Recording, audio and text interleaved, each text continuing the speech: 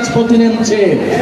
৭২-এর সংবিধান ছিল বাংলাদেশের মুক্তিযুদ্ধকে, বাংলাদেশের স্বাধীনতা সংগ্রামের আকাঙ্ক্ষাকে নষ্ট করে দিয়ে মুজিববাদী সংবিধান প্রতিষ্ঠা করার চক্রান্ত থাকবে। পুরনো সিস্টেমে, পুরনো আইনে আমরা আর এই বাংলাদেশকে পরিচালিত হতে দেব না। কিন্তু অভ্যুত্থানের পরে নানান শক্তি আবারও চেষ্টা করছে পুরনো সিস্টেমে এই দেশকে এগিয়ে নিয়ে যাবার। আমরা তখন বলেছি, জুলাই গণ অভ্যুত্থানে আমরা যখন রাজপথে নেমেছিলাম, আমাদের ভাইয়েরা শহীদ হয়েছে, আমাদের বোনেরা নির্যাতিত হয়েছে, আমরা এই বাংলাদেশকে আর পুরনো রূপে ফেরত দিতে দিব না। বিচার সংস্কার এবং নতুন সংবিধানের মাধ্যমে আমরা একটি নতুন বাংলাদেশের যাত্রা শুরু করতে চাই। প্রিয় মৌলভীবাজারবাসী, গণ অভ্যুত্থানের পরে আমাদের স্বপ্ন, আমাদের আকাঙ্ক্ষা ছিল আকাশচুম্বী। আমরা বলেছিলাম তরুণরা কর্মসংস্থানের দাবিতে রাজপথে নেমেছিল, বাংলাদেশের জনগণ অর্থনৈতিক বৈষম্য বিলোপের দাবিতে রাজপথে নেমেছিল, বাংলাদেশের মানুষেরা মানবিক মর্যাদা, নিজেদের স্বাধীনতার জন্য রাজপথে নেমেছিল।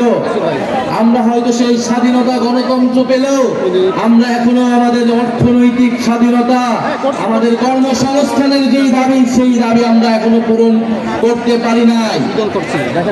আমরা এই অন্তর্বর্তী সরকারের সময় অনেক স্বপ্ন দেখেছিলাম, আমাদের অনেক দাবি ছিল, কিন্তু আমাদের সব স্বপ্নকে নির্বাচনের সাথে একমাত্র দাবিতে রূপান্তর করে ফেলা হয়েছে। আমরা বলেছি আমরা নির্বাচন চাই, আমরা গণতন্ত্রের পক্ষে লড়াই করা শক্তি, আমরা ভোটাধিকারের জন্য লড়াই করা শক্তি, কিন্তু বিচার সংস্কার ছাড়া নির্বাচন অর্থহীন হয়ে যাবে।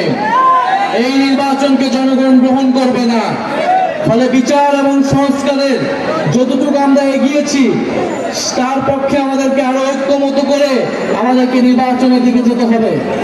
আমরা বলেছি আমাদের একটি নতুন সংবিধান প্রয়োজন, যেই সংবিধানে বাংলাদেশের মানুষের মানবাধিকারের কথা লেখা থাকবে, বাংলাদেশের যে ঐতিহাসিক লড়াই, 1947 সালের আজাদীর লড়াই, 1971-এর স্বাধীনতা সংগ্রাম এবং 24-এর গণ অভ্যুত্থানের স্বীকৃতি দেওয়া থাকবে, এবং এই সংবিধানে সকল জাতি ধর্ম সকলের সমান অধিকার নিশ্চিত করা হবে।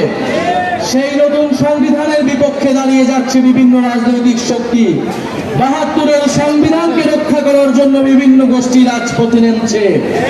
৭২-এর সংবিধান ছিল বাংলাদেশের মুক্তিযুদ্ধকে, বাংলাদেশের স্বাধীনতা সংগ্রামের আকাঙ্ক্ষাকে নষ্ট করে দিয়ে মুজিববাদী সংবিধান প্রতিষ্ঠা করার চক্রান্ত।